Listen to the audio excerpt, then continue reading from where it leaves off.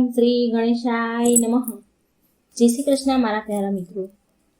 નવરાત્રી ચાલી રહી છે અને આજે છે નવરાત્રીનો 9મો દિવસ. આ 9મો દિવસ માં સિદ્ધિદાત્રીને સમર્પિત છે. તો પૂરા ધ્યાનથી મનથી માં સિદ્ધિદાત્રીની કથા સાંભળજો અને વિડીયો સારો લાગે તો લાઈક અને શેર કરવાનું ભૂલશો નહીં. ચેનલને સબસ્ક્રાઈબ જરૂર કરી દેજો. જો વાર્તા ગમે તો કમેન્ટ બોક્સમાં ભગવાનનું નામ, માતાજીનું નામ જરૂર લખજો. નવમીની નવરાત્રી પૂર્ણ કરાવે કામ, સિદ્ધિદાત્રી રૂપને બધા કરે પ્રણામ. ચતુર્ભુજ દર્શન દીધા, કમળ પુષ્પ આસન, બધાના કષ્ટ હરે દઈને ભક્તિ જ્ઞાન. ઓમ નમઃ શિવાય. જય માતાજી. મિત્રો, આજે આસો માસની 9મી તિથિ છે અને આજે નવરાત્રીનો 9મો દિવસ છે. માં સિદ્ધિદાત્રી અને માં માતંગીને સમર્પિત છે અને સાથે માં સિદ્ધિદાત્રીની આપણે કથા સાંભળીશું. આજે માં સિદ્ધિદાત્રીની કથા સાંભળવાથી મનુષ્યના બધા જ કાર્યો સિદ્ધ થાય છે. માં બધા ભક્તને અભય વરદાન આપે છે. બળ, બુદ્ધિ, વિદ્યા સાથે શુભતાનો પણ આશીર્વાદ આપે છે. વ્યવસાયમાં, કામ ધંધામાં સફળતા મળે છે. તો આજે હું સંભળાવવા જઈ રહી છું માં સિદ્ધિદાત્રીની દુર્લભ કથા. તો બધા જ આ કથાને શ્રદ્ધા ભાવથી ખુશ ચિત્તથી સાંભળજો. એક સમયે જ્યારે સૃષ્ટિમાં અંધકાર છવાઈ ગયો ત્યારે એક દિવ્ય શક્તિએ જન્મ લીધો. જે મહાશક્તિ સિવાય બીજું કોઈ ન હતું. એ મહાશક્તિ હતા દેવીએ બ્રહ્મા, વિષ્ણુ, મહેશ, મહાદેવની ત્રિમૂર્તિને જન્મ દીધો અને ત્રણેયને સંસારના એમના કર્તવ્યને નિભાવવા માટે પોતપોતાની ભૂમિકા સમજાવી. તેમના કહ્યા પ્રમાણે ત્રિદેવ એક મહાસાગરના કિનારે બેસી ગયા અને કેટલાય વર્ષો સુધી તપસ્યા કરી. ત્યારે મહાદેવી સિદ્ધિદાત્રીના રૂપમાં તેમને દર્શન આપ્યા. મા દુર્ગાએ અને ત્રણેયને પોતાની શક્તિના રૂપમાં પત્નીઓ અર્પણ કરી. એટલે ત્રિદેવ તેમના મદદથી સૃષ્ટિ રચનાનો કારભાર કરી શકે અને ધીરે ધીરે સૃષ્ટિમાં બધું જ નિર્માણ થયું. આવી રીતે માં સિદ્ધિદાત્રીની કૃપાથી સૃષ્ટિની રચના, પાલન, સંહારનું કાર્ય સંચાલિત થયું. એ સમયે ભગવાન શિવે માતા સિદ્ધિદાત્રીની કઠોર તપસ્યા કરી 8 સિદ્ધિને પ્રાપ્ત કરી હતી. સાથે સિદ્ધિદાત્રીની કૃપાથી ભગવાન શિવનું અડધું શરીર દેવીનું થઈ ગયું અને શિવજી અર્ધનારીશ્વર કહેવાયા. મા દુર્ગાના આ અત્યંત શક્તિશાળી સ્વરૂપ છે. આ બ્રહ્માંડની શક્તિ દેવી દુર્ગા છે, જેમણે સમય પર વિભિન્ન રૂપ ધારણ કરીને પ્રકૃતિ અને સૃષ્ટિનો કાર્યભાર સંભાળ્યો. જ્યારે કોઈ દૈત્યોની સામે દેવતાઓનો યુદ્ધ કૌશલ ઓછા પડે ત્યારે માં સ્વયં આદિશક્તિ ભવાની સિદ્ધિદાત્રી તેમના પુત્રોનું રક્ષણ કર્યું છે. માં સિદ્ધિદાત્રી દેવી દુર્ગા એ માત્ર નારી શક્તિનું સ્વરૂપ જ નહીં પણ ભક્તોની આસ્થાનું પરમ પાત્ર પણ છે. એક સમયે મહિષાસુર નામના ભયંકર રાક્ષસે ચારે બાજુ હાહાકાર મચાવ્યો. એ જ્યાં ત્યાં મૃત્યુનું નૃત્ય કરતો અને એના ગણોને ઋષિઓના યજ્ઞોમાં વિઘ્ન ઉત્પન્ન કરતો હતો. મહિષાસુરને વરદાન મળેલું હતું કે કોઈ પણ દેવ, પશુ કે નર એનો વધ ન કરી શકે. માટે સ્વયં ત્રિદેવ પણ મહિષાસુરને મારવામાં અસમર્થ હતા. નિરંકુશ દૈત્યરાજ મહિષાસુર તેના વરદાનને કવચના રૂપમાં બનાવી ઉપયોગ કરી દેવલોકમાં પણ તેનું આધિપત્ય જમાવી લીધું.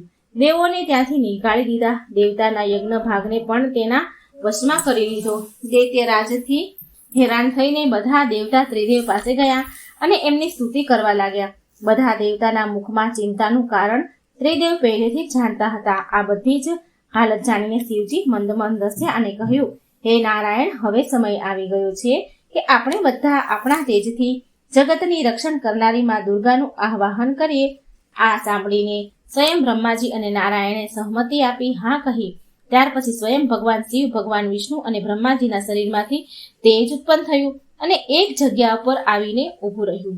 ત્યાર પછી ત્યાં જેટલા પણ દેવ હતા બધાના શરીરમાંથી મહા તેજ ઉત્પન્ન થયું અને બધા ત્રિદેવના આ પરમ તેજમાં મળી ગયું. એ દિવ્ય તેજ એક સુંદર સ્ત્રીનું રૂપ ધારણ કરી લીધું. મહાદેવના તેજથી માનું મુખ અને નારાયણના તેજથી માની 8 ભુજાઓ, બ્રહ્મદેવના તેજથી ચરણ પાદુકા, યમરાજાના તેજથી મસ્તક અને કેશ, ચંદ્રમાના તેજથી માતાના સ્તન, દેવરાજના ઇન્દ્રના તેજથી માની કમર, વરુણ દેવના તેજથી જાંઘ અને આવી રીતે બીજા દેવતાગણના તેજથી માના અન્ય અંગો ઉત્પન્ન થયા.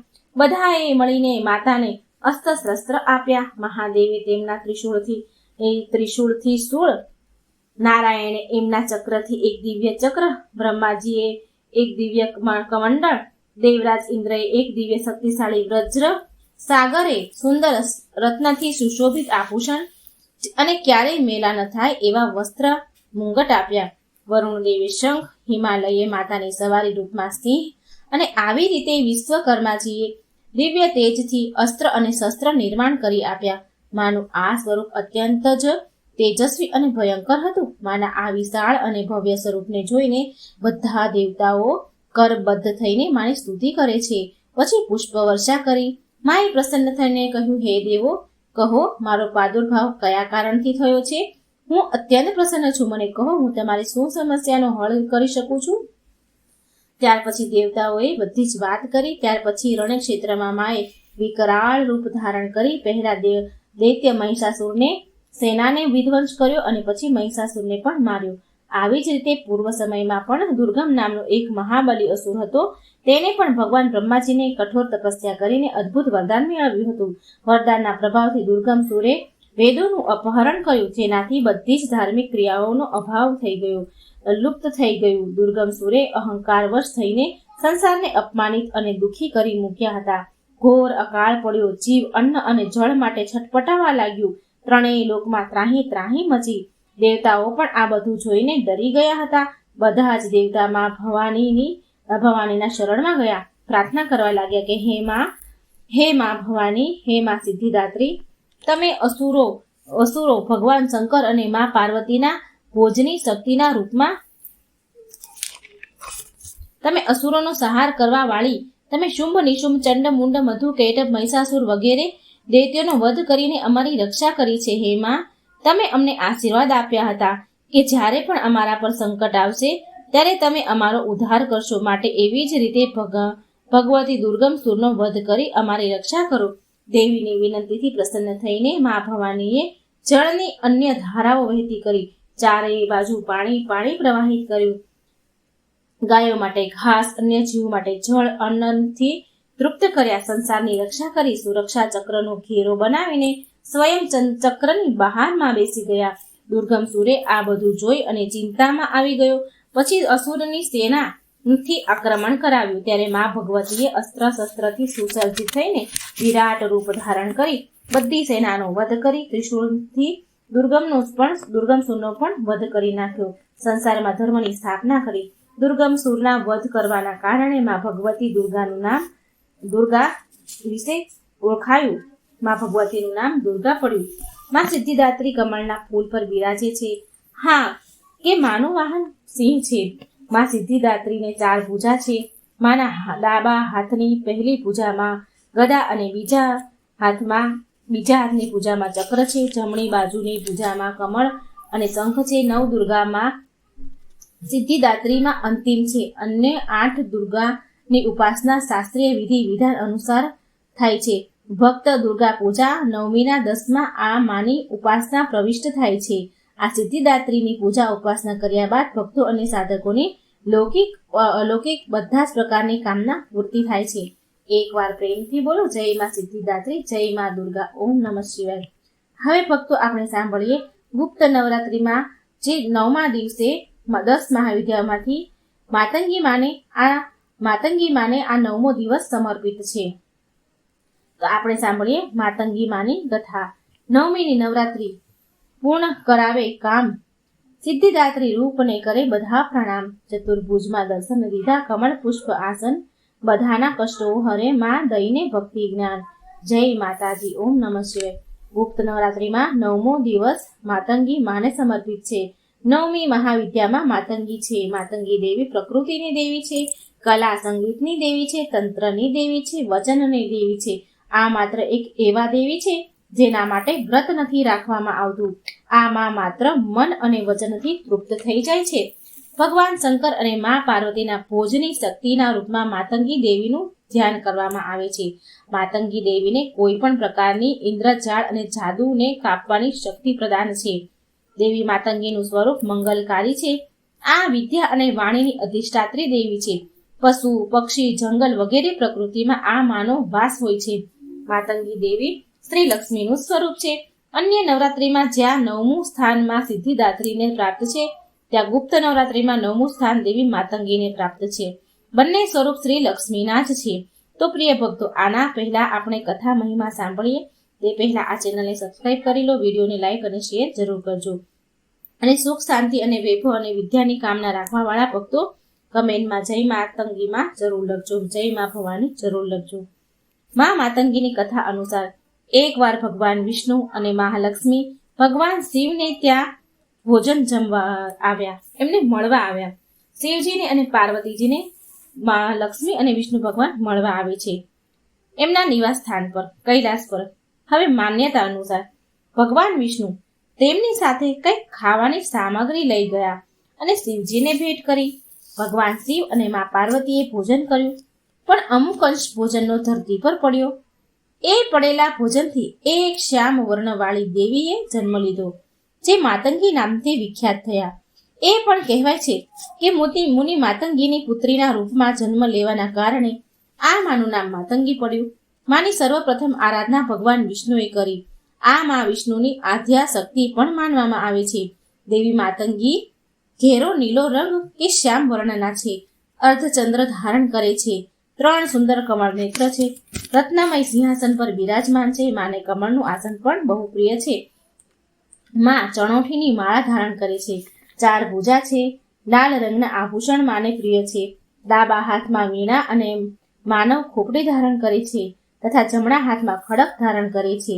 આ માની અભય મુદ્રા છે.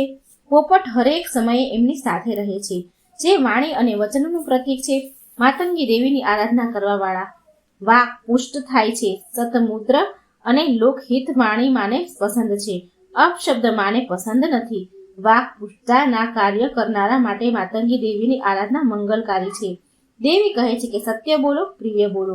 આમાં જ શક્તિ છે. માનું આ રૂપ સૌથી અનોખું છે, કેમ કે તમે ક્યારેય નહીં સાંભળ્યું હોય એવું કે ભગવાનને એઠો ભોજનનો ભોગ લગાવાય. પણ આ માને આ રૂપને ભગવાનને આ માતાજીને એઠો ભોગ લાગે છે. આ એક જ માં એવા છે કે જેને એઠાનો ભોગ લાગે છે. હવે જાણીએ કે માતા માતંગીના જન્મ ક્યાં ઉપદેશથી થયો હતો. તો મા સતીએ ક્રોધમાં આવીને ભગવાન શિવને એમની વિદ્યાઓમાંનું એક રૂપ માતા માતંગીનું પણ બતાવ્યું હતું. પ્રિય ભક્તો, મા માતંગી આજ્ઞા અનુસાર ઋષિ માર્કંડે પુરાણની રચના કરી હતી, જેમાં માતાની 10 વિદ્યાનું વર્ણન છે. જોકે માતા માતંગીનું આ રૂપ મા સરસ્વતીને સમાન છે, માટે આ માની સાધના કરવાથી આપણને મા સરસ્વતીની પૂજા સમાન લાભ મળે છે. આમ કરવાથી વ્યક્તિની બુદ્ધિનો વિકાસ થાય છે તથા વાણી મધુર બને છે. મા માતંગીના આશીર્વાદથી મનુષ્યને કલા અને સંગીત ક્ષેત્રમાં ઉન્નતિ મળે છે. આના સિવાય માતા માતંગીની પૂજા કરવાથી કોઈ પણ પ્રકારનું જાદુ, ટોણા કે માયાથી છુટકારો મળે છે. જો કોઈ આપણા પર મંત્ર તંત્ર કર્યું હોય તો પણ તમે મા માતંગીની સહાયતાથી તેને છુટકારો મેળવી લો છો. તાંત્રિકો દ્વારા મા માતંગીની પૂજા કોને પણ વશમાં કરવા માટે સન્મોહમાં લેવાની ઉદ્દેશથી પણ કરવામાં આવે છે. માના આ રૂપની પૂજા આમ ભક્તો દ્વારા અથવા તાંત્રિક કે સાધુઓ દ્વારા મુખ્ય રૂપથી કરવામાં આવે છે. ઉચ્ચિષ્ટ શ્યામ મોહિની, લઘુ શ્યામા, રાજ માતંગી, વૈશ્ય માતંગી, ચંડ માતંગી, કર્ણ માતંગી, સમુખી માતંગી, રતિ, પ્રીતિ, મનુ, ભાવ, સુધા, કુસુમ, અંગન, અનંગ, મદન તથા મદન લસા દેવી માતંગીની 8 શક્તિઓ છે. કહેવાય છે કે હનુમાનજી અને સબરીના ગુરુ મતંગ ઋષિની પુત્રી છે. મતંગ ઋષિના ત્યાં માતા દુર્ગાના આશીર્વાદથી જેનો જન્મ થયો હતો એ માતંગી દેવી હતા. આ દેવી ભારતના આદિવાસીઓની દેવી છે. 10 મહાવિદ્યામાંથી એક તારા અને માતંગી દેવીની આરાધના બૌદ્ધ ધર્મમાં પણ કરવામાં આવે છે. પ્રિય ભક્તો, માં આદિશક્તિ એ પરાશક્તિ એ માતંગી રૂપ એટલા માટે ધારણ કર્યું કેમ કે માં મનુષ્યને બધા પ્રકારના સુખ આપવા માંગતા હતા. કેમ કે જ્યાં સુધી મનુષ્યને જ્ઞાનનો અભાવ હોય ત્યાં સુધી તેનું જીવન વિરસ્ત છે. આ માના કારણે વ્યક્તિને સમસ્ત સુખોની પ્રાપ્તિ થાય છે. એવું કહેવાય છે કે જ્યારે માતા પાર્વતીને ચંડાલ સ્ત્રીઓ દ્વારા એઠા ભોજનનો ભોગ લગાવાયો ત્યારે બધા દેવતાગણ અને શિવના ભૂતગણો એમનો વિરોધ કરવા લાગ્યા. પણ માતા પાર્વતીએ ચંડાલીય સ્ત્રીઓ દ્વારા એની શ્રદ્ધા જોઈને માતંગીનું રૂપ લઈને તેમના દ્વારા ચડાવવામાં આવેલું એઠું ભોજન ગ્રહણ કર્યું હતું. માં બહુ મમતામય છે, તો એકવાર પ્રેમથી બોલો જય માતા માતંગી, જય મા ભવાની. કૃપા કરો માં તમે તમારા બધા જ ભક્તગણોને પર આ કથા કહેનાર, સાંભળનાર, હોકારો કરનાર અને બીજા ભક્તોને સુખ, સમૃદ્ધિ અને બધા પ્રકારના સુખ પ્રદાન કરજો. બળ, બુદ્ધિ, વિદ્યાની પ્રાપ્તિ કરાવજો. જય મા ભવાની, જય મા માતંગી. મિત્રો, નવરાત્રી અહીં પૂરી થાય છે. 9 દિવસ આપણે માતાની કથાઓ સાંભળી, વાર્તાઓ સાંભળી. તમારો ખૂબ ખૂબ ધન્યવાદ. વિડીયો સારો લાગ્યો હોય તો લાઈક અને શેર કરજો અને આ ચેનલને સબસ્ક્રાઈબ કરવાનું ભૂલશો નહીં. જય શ્રી કૃષ્ણ. રાધે રાધે. Thank you.